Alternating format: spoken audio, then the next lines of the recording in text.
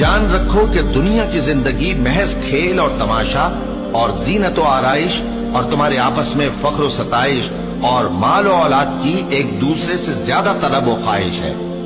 اس کی مثال ایسی ہے جیسے بارش کہ اس سے اگنے والی کھیتی کسانوں کو بھری لگتی ہے، پھر وہ کھیتی خوب زور پر آتی ہے، پھر اے دیکھنے والے تو اس کو دیکھتا ہے کہ پک کر زرد پڑ جاتی ہے، پھر چورا چورا ہو جاتی ہے۔ اور آخرت میں کافروں کے لیے عذاب شدید اور مومنوں کے لیے اللہ کی طرف سے بخشش اور خوشنودی ہے۔